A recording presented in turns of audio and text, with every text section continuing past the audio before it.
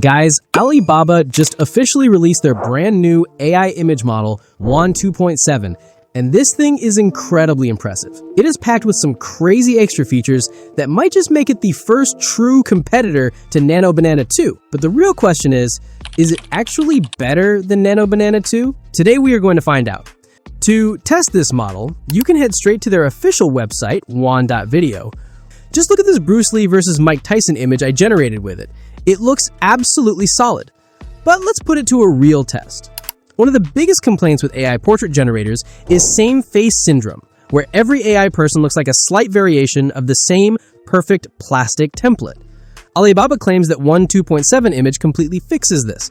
They claim it gives you granular control over bone structure, eye shape, face contour, makeup, and variations across all ethnicities, ages, and body types. We are talking genuinely different people, not just Instagram filters. To test this, I went straight to Grok and asked it to write me a super detailed prompt for a massive grid of multiple diverse faces. I copied that prompt and headed over to the official Wan website. When you sign up, you get 10 free daily credits. In the image section, you have the option to select either Wan 2.7, their lightning fast model, or Wan 2.7 Pro. For this first test, I selected the faster 2.7 model. It only consumes 1 credit, supports up to 2K resolution, and gives you total control over the aspect ratio, even allowing custom freeform sizes. I pasted my massive Grok prompt, hit generate, and it immediately started cooking 4 images at once.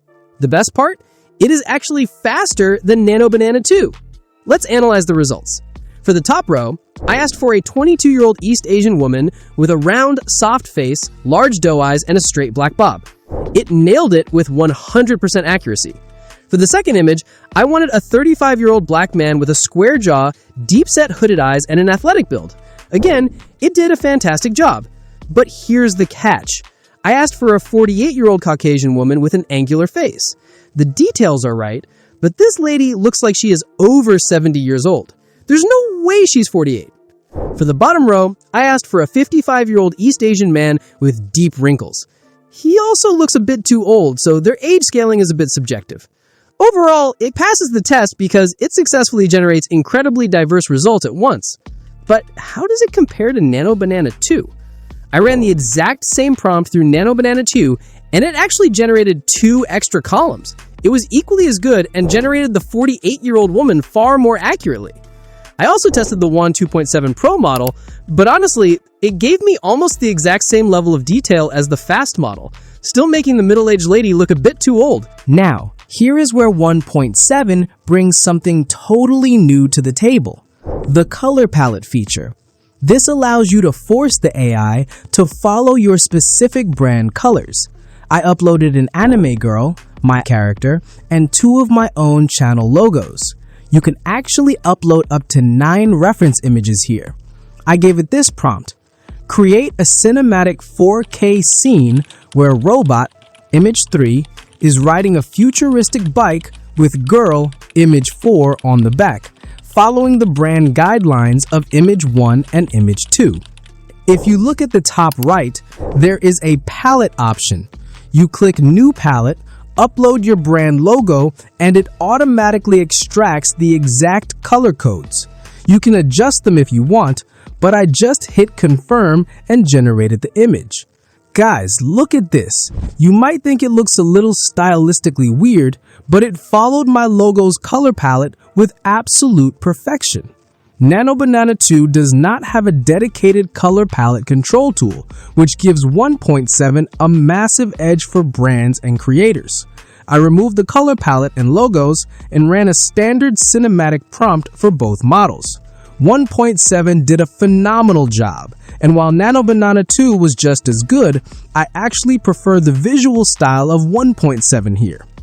1.7 is also claimed to be incredible at generating high-quality written text within images. I asked it to generate a detailed financial report. The format looked incredibly professional, but there were some very noticeable spelling mistakes. If I ran that in Nano Banana 2, there would be 0 spelling errors. But let's push it harder. I went to Grok and asked it to create a highly difficult prompt for an English manga page with multiple anime characters, specific visuals, and exact dialogue. Since one supports free-form aspect ratios, I set the width to 1 and the height to 3 to get that perfect vertical comic book look. I hit generate, and visually, this manga page looks absolutely stunning. But let's zoom in on the dialogue bubbles. The hero says, "I refuse to let the Shadow Syndicate win. This city is worth fighting for." It printed a V instead of a W. The villain's dialogue was spelled correctly, but as I scrolled down, I noticed more small spelling mistakes in the girl's dialogue. The visuals are top tier, but it definitely struggles with English spelling, likely because it is built on a Chinese model architecture. I tested the exact same prompt in Nano Banana 2, and it clearly won this round with absolutely zero spelling mistakes.